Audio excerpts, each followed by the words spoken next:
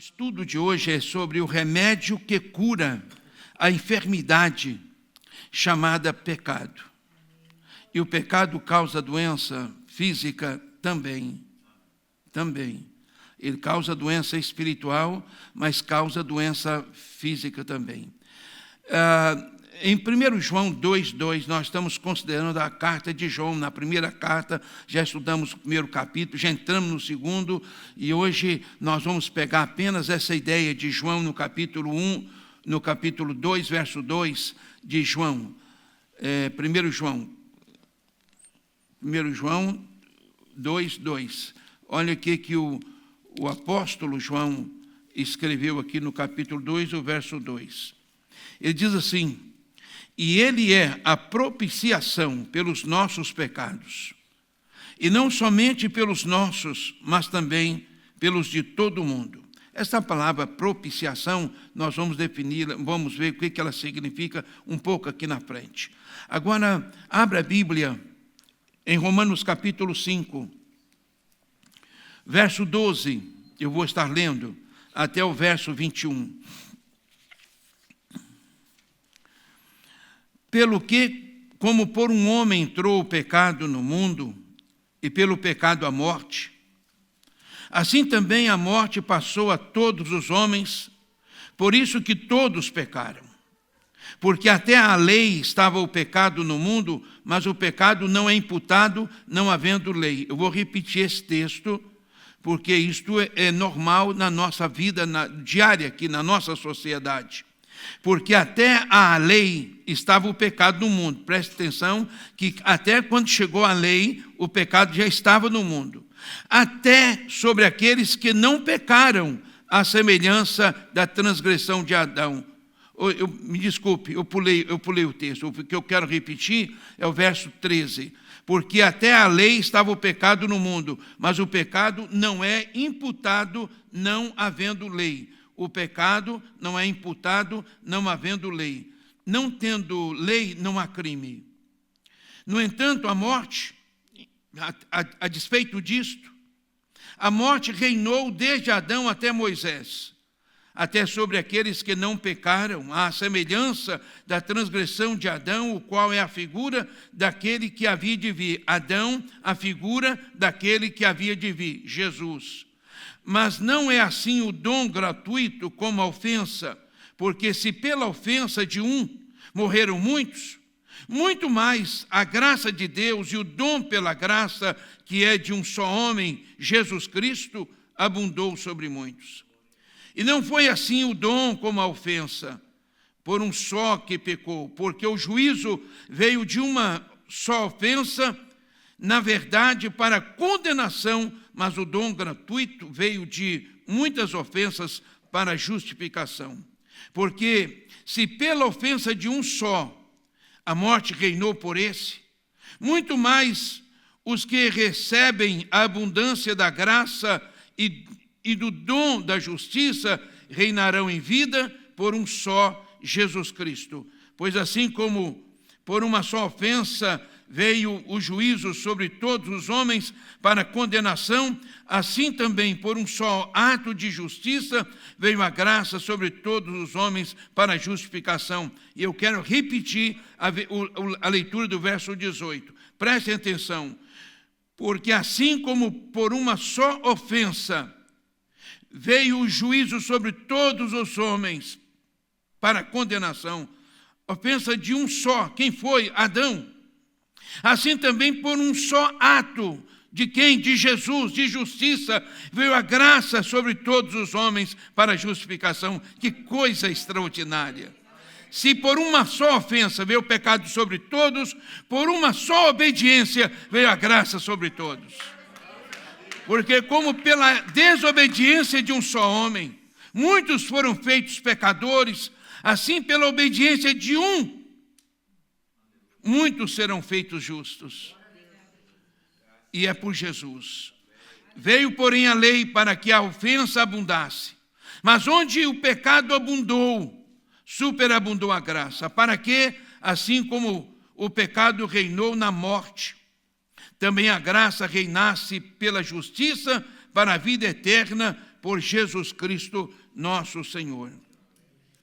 Este é o texto básico do nosso assunto desta manhã. Meus irmãos, o que se considera uma falta ou um crime? O que a gente considera uma falta ou um crime? Um crime é toda transgressão da lei. Tudo que é caracterizado por uma transgressão da lei, pois se a lei diz que não é permitido fazer tal coisa, quem a fizer será considerado um transgressor da lei ao desobedecer uma lei. Não havendo uma lei, não serei imputado por aquilo que pratiquei. É muito simples. Já que não havendo lei, não há proibição.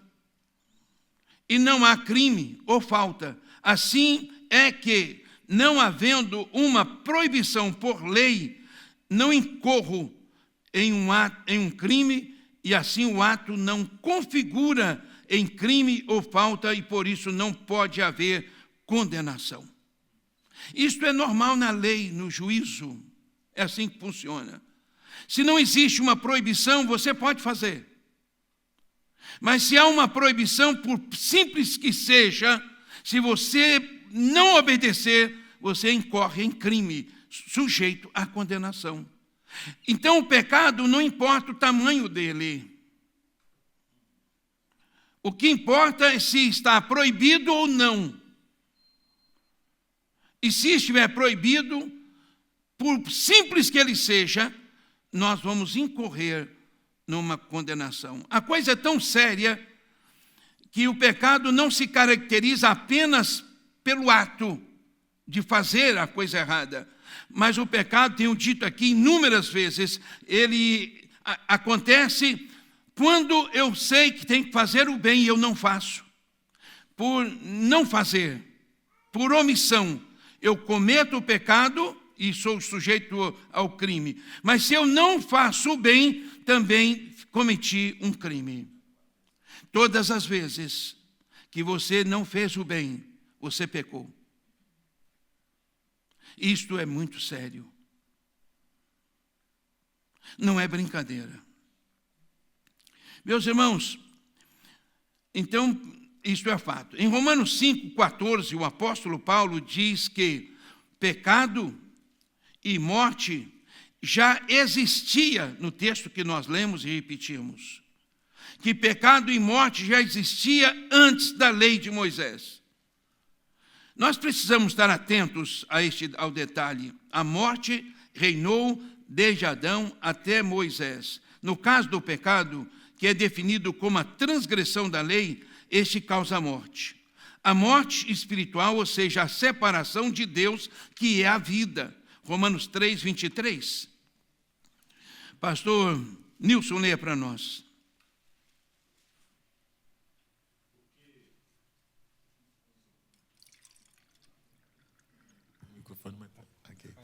Porque todos pecaram e destituídos estão da glória de Deus. Mas a lei só veio com Moisés. E aí a gente fica, mas não havia lei. Você que engana. Já tinha uma lei. Só que nós não mencionamos, não damos muita ênfase a essa lei que já existia. Por isso, vocês podem observar que o apóstolo Paulo diz que a morte reinou desde Adão até Moisés. Por que a morte reinou? Porque havia uma lei que nós não percebemos, mas ela está escrita. E eu vou falar com vocês nesta manhã sobre ela. O apóstolo Paulo diz que pecado e morte já existia antes da lei de Moisés. Precisamos estar atentos ao detalhe. A morte reinou desde Adão até Moisés. No caso do pecado, que é definido como a transgressão da lei, este causa a morte espiritual, ou seja, a separação de Deus, que é a vida. Romanos 3, 23 já foi lido. Já que o pastor está aí com Romanos nas mãos, abra no capítulo 6, o verso 23.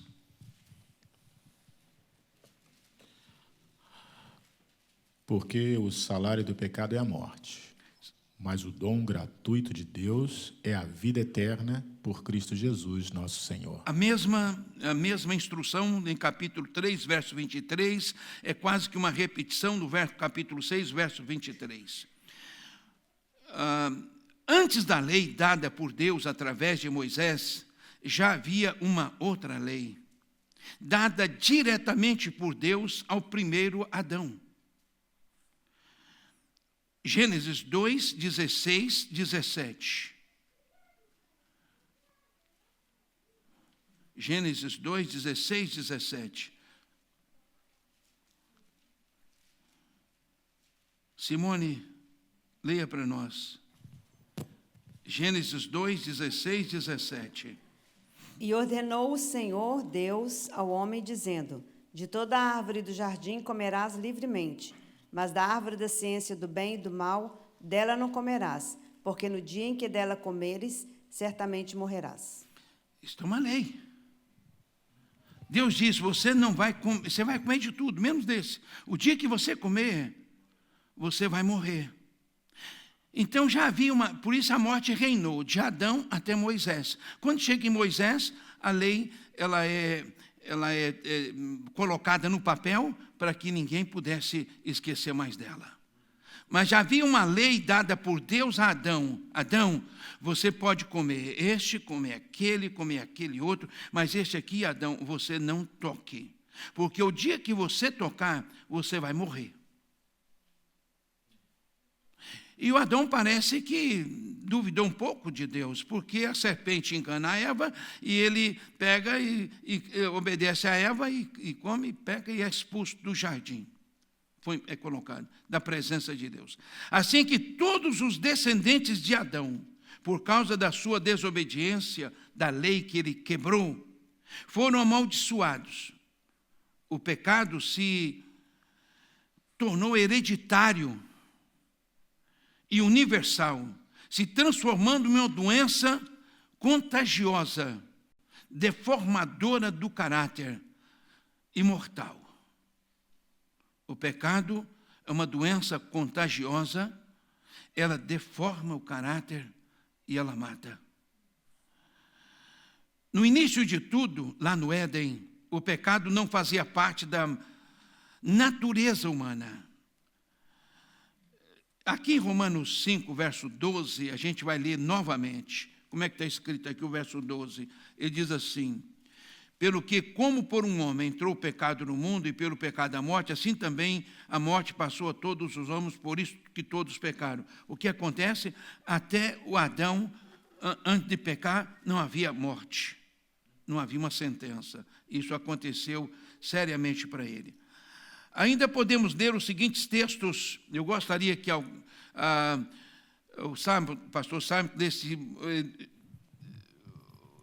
Salmo 38, 3. Salmo 38, 3.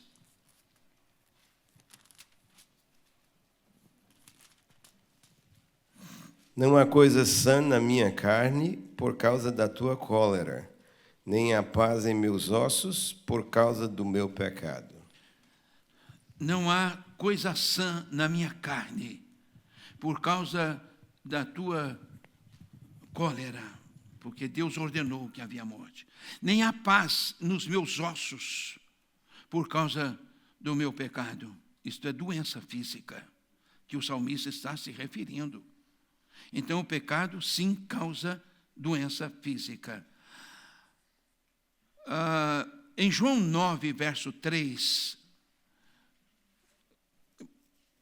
irmã Maria Célia lia para nós. João 9, 3. Jesus respondeu: nem ele pecou, nem Começa, irmã, por favor. Jesus respondeu: nem ele pecou, nem seus pais, mas foi assim para que se manifestem nele as obras de Deus. O conceito que havia é que o pecado causava doença. E os discípulos perguntaram a Jesus: quem pecou? Ele ou seus pais, para que ele nascesse cego? Aí Jesus disse: não, ele não pecou. Nesse caso, a doença dele não era uma consequência de pecado, mas era uma permissão de Deus para que nele se manifestasse a glória de Deus. Mas a doença, sim, causa muita doença. O pecado causa muita doença.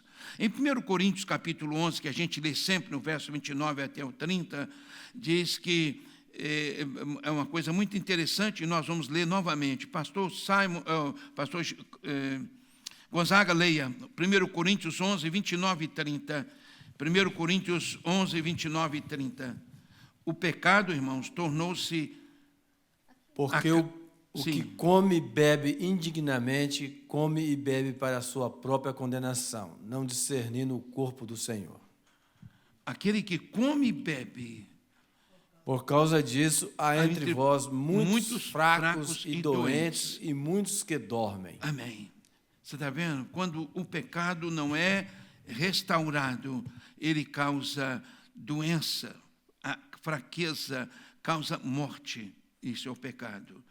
É fundamental que a gente pense nisso. Então, o pecado tornou-se a causa da morte física, moral, espiritual e o pior de tudo, causou a morte eterna.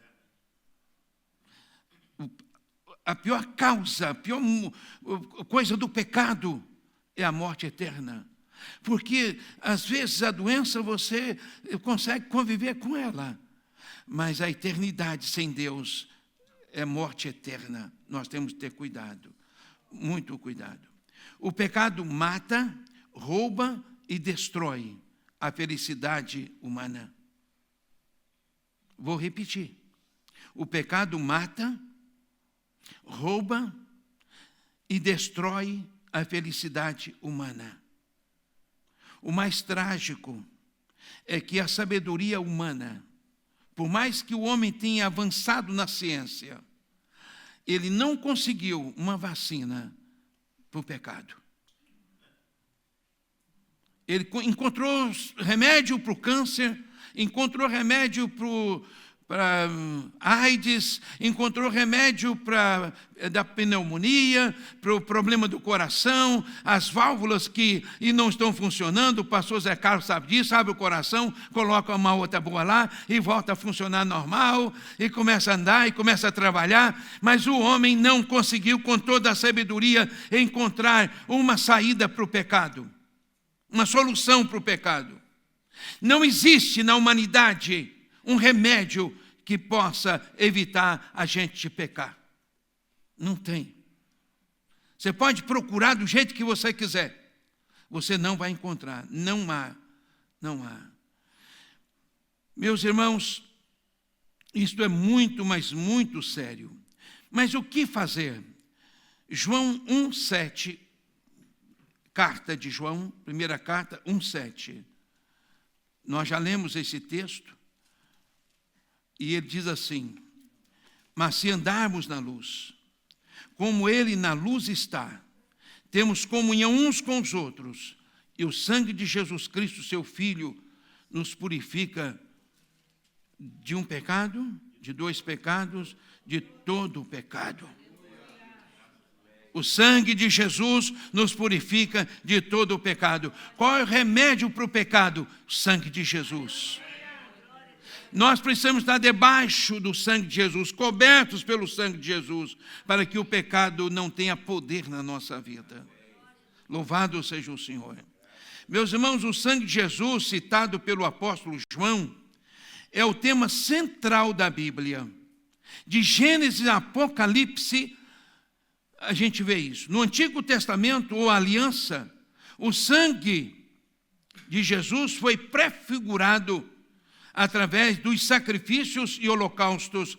E esse texto eu gostaria que você anotasse para você ler na sua casa. Levítico 1, do 1 ao 17. Dobre a página. E Levítico 16, do 1 a 34. Você pode ler aí na sua casa. Fala de sacrifícios pelo pecado, por isto. Já no Novo Testamento, ou Aliança, o sangue de Jesus é derramado na cruz para a nossa redenção. O sangue de Jesus é a garantia da nova aliança. Mateus 26, 28. Simone, esposa do pastor, leia para nós. Mateus 26, 28. Porque isto é o meu sangue, o sangue do Novo Testamento, que é derramado por muitos para a remissão dos pecados. O sangue de Jesus é o sangue remidor dos pecados. Apocalipse 1:5. O pastor Geraldo pode ler para nós. E da parte de Jesus Cristo, que é a fiel testemunha, o primogênito dos mortos e o príncipe dos reis da terra, aquele que nos ama e em seu sangue nos lavou dos nossos pecados. Oh, glória a Deus! Nós fomos lavados pelo sangue de Jesus. Isto é motivo de nós glorificarmos a Deus, de andarmos na sua presença. Ele nos purificou. Você não merecia, nós não merecíamos, mas a sua graça abundante levou Jesus a morrer e derramar o seu sangue pelos nossos pecados.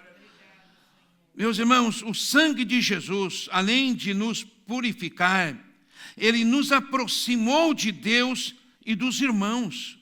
Efésios 2:13, Paulo pode estar lendo para nós. Efésios 2:13. Glória a Deus.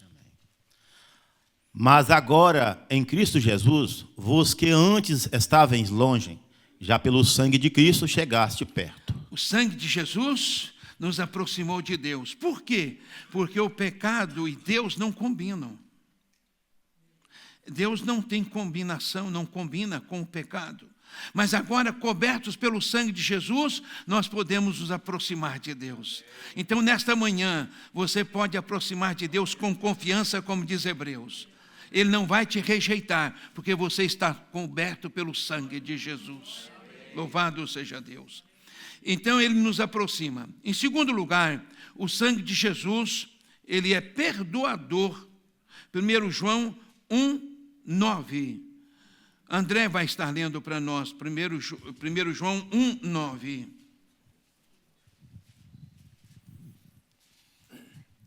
Se confessarmos os nossos pecados, Ele é fiel e justo para nos perdoar os pecados e nos purificar de toda injustiça. Jesus nos purifica, Jesus nos perdoa. O que? O sangue dele. Isso é fato. Em Mateus 26:28, a Neide vai estar lendo, Mateus 26:28.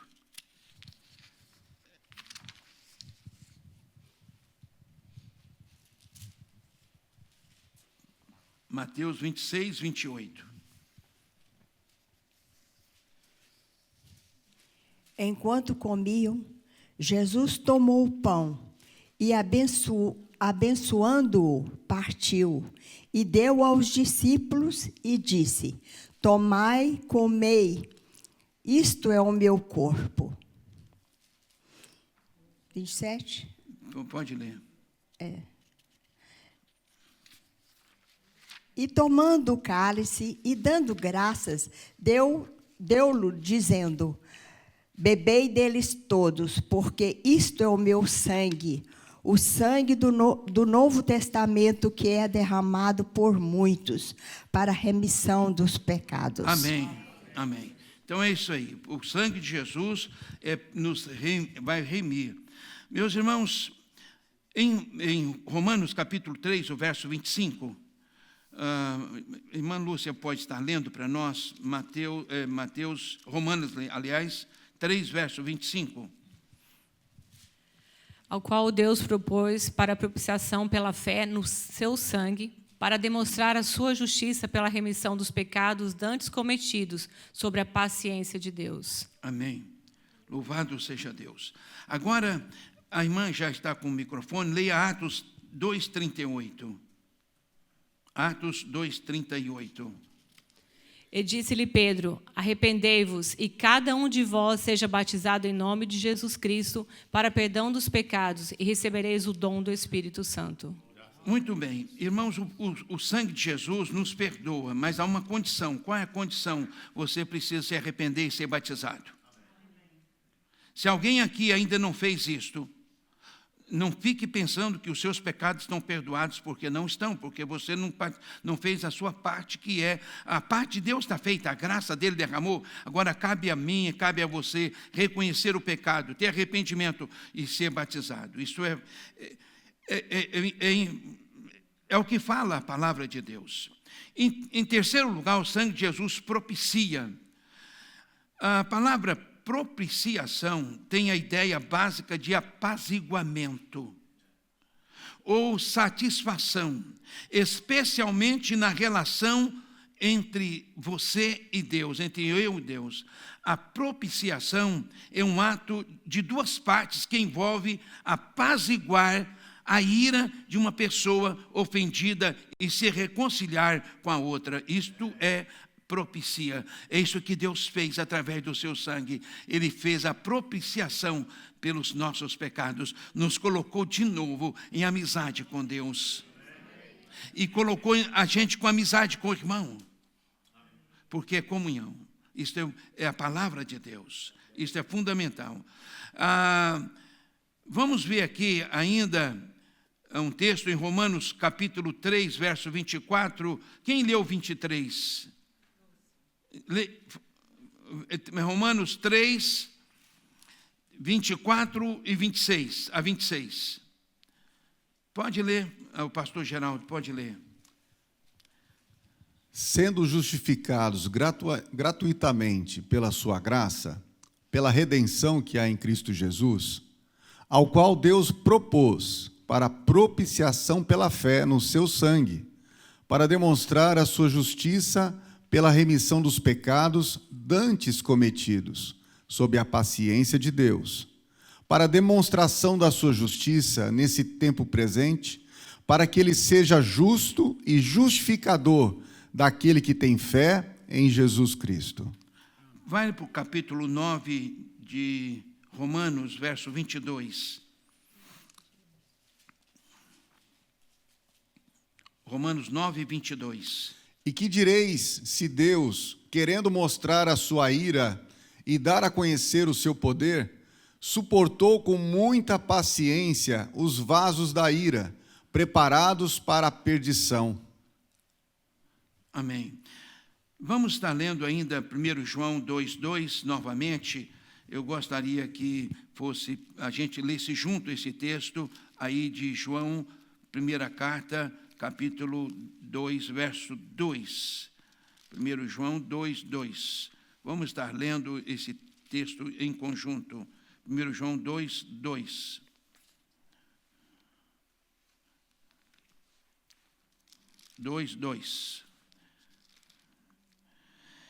Vamos? E ele é a propiciação pelos nossos pecados, não somente pelos nossos pecados, mas pelos do mundo todo. Glória a Deus. E isso é muito importante para nós. A propiciação é a obra de Cristo que satisfez todas as exigências da justiça e santidade divina. Tudo que o Deus Santo queria e tudo que ele determinou que fosse, na pessoa de Jesus, todas essas situações foram satisfeitas para a glória do Senhor. E o sangue é o sangue de Cristo que opera a propiciação. Hebreus 9, verso 13, 14 e 22. Pastor Nilson esteja lendo Hebreus 9, verso 13 a 14 e salta e vai o verso 22. Porque se o sangue de touros e de bodes e a cinza de uma novilha esparzida sobre os imundos os santificam quanto à purificação da carne, quanto mais o sangue de Cristo, que pelo Espírito eterno se ofereceu a si mesmo imaculado a Deus, purificará a vossa consciência das obras mortas para servirdes ao Deus vivo. Amém. E quase todas as coisas, segundo a lei, se purificam com sangue, e sem derramamento de sangue não há remissão. Meus irmãos, não podemos, em hipótese nenhuma, esquecer que o corpo de Jesus, tornou-se o lugar da propiciação pelos nossos pecados. O apóstolo Pedro citou o profeta Isaías no capítulo 53, mas Pedro fala na primeira carta de Pedro, capítulo 2, 24. Pastor, pode ler para nós, já que você está lendo. Capítulo 2, verso 24, primeira carta de Pedro.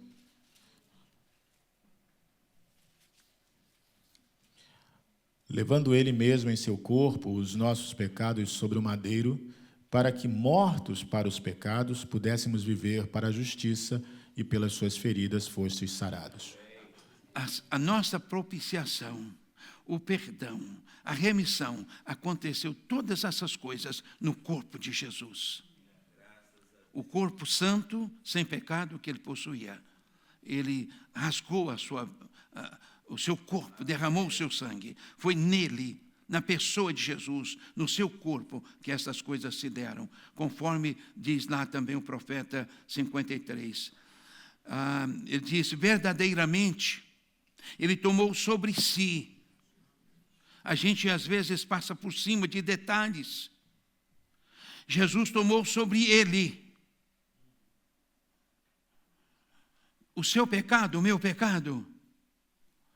E ele carregou com o seu pecado, com o meu pecado, até a cruz, e morreu pelo meu pecado, pelo seu pecado. Ele derramou o seu sangue por minha causa, pela sua causa. Nós precisamos pensar nisso, ele levou sobre si. É muito fácil nós pormos a culpa no outro, como fez a Eva, falou que a serpente, e o Adão que diz, é a mulher que o Senhor me deu. Ele estava até culpando a Deus, em outras palavras, o Senhor que tem culpa, porque se o Senhor não tivesse dado essa mulher, eu não tinha pecado. O Senhor é culpado. Foi a mulher que o Senhor me deu. Nós precisamos assumir os nossos atos diante de Deus. Como Davi fez, eu pequei, quando ele foi confrontado. Eu pequei, Senhor, diante de Ti. Eu cometi pecado, eu pequei.